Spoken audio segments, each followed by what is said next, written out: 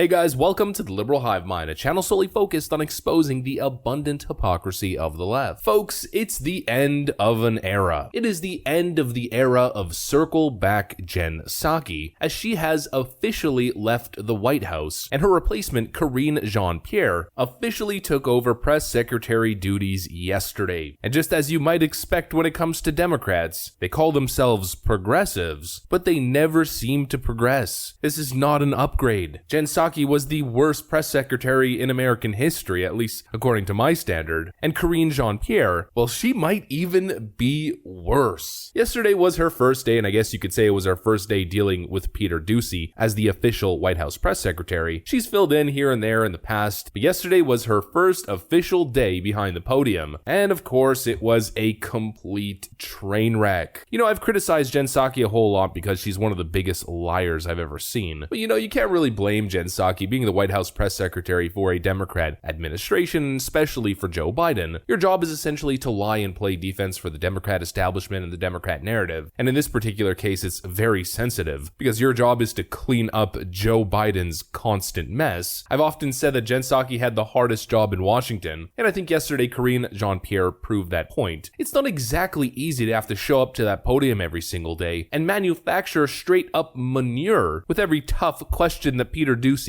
asks you, and of course everything fell apart almost immediately. Let me show you guys exactly what went on. Let's debunk all these garbage narratives, and let's do a little bit of an expose on the new White House press secretary, because of course we're going to be making a whole lot of Karine Jean-Pierre videos over the next couple years or next couple months, depending on how long she lasts. So we've got some stuff to get into, but of course before we get into any of it, please make sure to leave a like, a comment, subscribe, share the video as much as possible. We are still shadow banned by the YouTube algorithm, hidden from non-subscribed viewers. And with that out of the way, let's roll the tape. Alright folks, so here's exactly what I mean. When you are the press secretary for the Joe Biden White House, your job is to defend and justify some of the dumbest comments and dumbest statements made in the history of politics. Here's Mrs. Pierre being asked about the most recent narrative or talking point from Joe Biden's Twitter feed. But how does raising taxes on corporations lower the cost of gas, the cost of a used car, the cost of food for everyday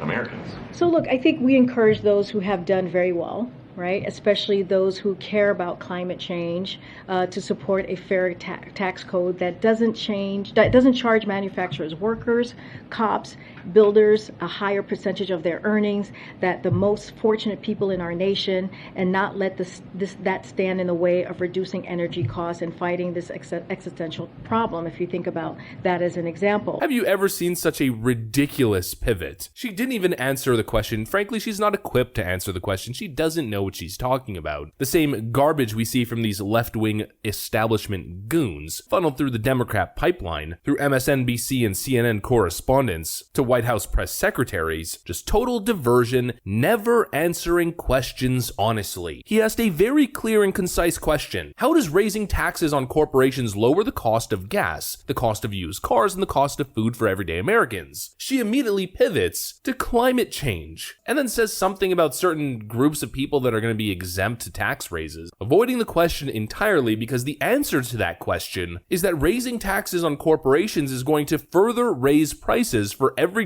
Americans and the cost of literally everything. These people are so dishonest. You might say they're inept or incompetent and they just don't know what they're talking about, but they know exactly what they're talking about. They're just dishonest. They think you're not paying attention, they think you're stupid, and they know that the media is going to run cover for them and they're going to get away with their dishonesty. And like I covered in the previous video I made a couple days ago, this White House is being utterly dishonest when they are getting publicly ridiculed by Jeff Bezos, a man who probably donated and spent millions of dollars to put them in the White House in the first place. There's the statement from Joe Biden and the initial response that we covered from Jeff Bezos, but then he further elaborated and went on to write this on Twitter. Neoliberal writes, "This is so silly. The deficit is decreasing because we're not doing pandemic aid anymore, and federal receipts are up because of inflation. Congress or the Biden administration didn't do anything anything to lower the deficit. Jeff Bezos writes, "In fact, the administration tried hard to inject even more stimulus into an already overheated inflationary economy, and only Manchin saved them from themselves. Inflation is a regressive tax that most hurts the least affluent. Misdirection doesn't help the country." The White House then actually responded, "It doesn't require a huge leap to figure out why one of the wealthiest individuals on earth opposes an economic agenda for the middle class that cuts some of the biggest costs families face, fights inflation for the long haul, and adds to the historic deficit reduction the president is achieving by asking the richest taxpayers and corporations to pay their fair share." It's also unsurprising that his tweet comes after the president met with labor organizers, including Amazon employees. And absolutely ignorant, again another misdirection and absolutely ignorant, Jeff Bezos responds by writing, "Look, a squirrel. This is the White House's statement about my recent tweets. They understandably want to muddy the topic. They know inflation hurts the neediest the most, but unions aren't causing inflation, and neither are wealthy people. Remember, the administration tried their best to add another $3.5 trillion to federal spending. They failed, but if they had succeeded, inflation would be even higher than it is today, and inflation today is at a 40-year high." And look, I don't often agree with Jeff Bezos, but he's making my point. And specifically where he says this, they understandably want to muddy the topic. That's exactly what they always do. That's exactly what they're doing in their response to Jeff Bezos by turning it into a left-wing labor issue and just saying, "Oh, billionaire bad." And the timing is very convenient as we're meeting with union reps and labor activists tied to Amazon. They're muddying the waters. They're distracting from the actual facts of the case. And that's exactly what Karine Jean-Pierre is doing. And it's what Jen Psaki did for a year and a half when she was at that post. All they ever do is distract and lie. That is literally the job of the White House press secretary under this Democrat administration. Here's Karine Jean-Pierre being asked about the despicable double standard of Joe Biden's very selective visits when it comes to acts of extremism. Okay, and then just one on the trip tomorrow. How come the president is visiting Buffalo after a senseless tragedy there, but he couldn't visit Waukesha after 6 were killed and 61 injured in an attack on a Christmas parade there? I mean, he's visited many communities. Buffalo, he's able to go tomorrow to Buffalo before the trip. That is something that was important for him to do. But he has visited many other communities. Buffalo's not the first community, sadly, that he has to go up to because of a violent attack. So, that's not the first one. So he's been to many others. Well, he's visited many communities. That's not the first one. He's been to many others. Literally, what does that even mean? Once again, it's another Democrat spokesperson that speaks, says words, but really says nothing. You watch these press conferences, and you come out dumber and less informed on the other end than when you initially went in. I mean, the standard is just so low. With Jen Psaki, it was the same thing. A year and a half of nothing but lies and distraction and mistruths. Like Jen Psaki just the other day saying, report of crack pipes in safe smoking kits is a conspiracy theory when, it's literally their policy. White House says that it's morally right that pallets of scarce baby formula are being sent to the border to further incentivize family illegal immigration as American families go without. That's morally correct, apparently. And then, of course, these left-wing goons, serving as the face of propaganda for Democrat White Houses, are hailed as heroes by the media, despite their track record of utter dishonesty. Pointer Writer offers glowing analysis of Jen Psaki, declares that she will go down as one of the best ever to hold the title of White House press secretary. Yeah, right. These people are reprehensible at best. Here's another lie from Karine Jean-Pierre, where she falsely claims that the Biden administration has been talking about the formula shortage since February. Are there any specific actions that this administration took, meetings, phone calls, briefings in February or any earlier to begin addressing this potential shortage? You've heard us talk about this. You've seen my colleagues on your networks talking about what we have done since February. Well, we know that's a lie because Joe Biden the other day said, quote, "We didn't move faster on the baby formula shortage because we're not mind readers." Should you have taken those steps sooner before parents got to these shelves and couldn't find formula? If we'd been better mind readers, I guess we could have, but we moved as quickly as the problem became apparent to us.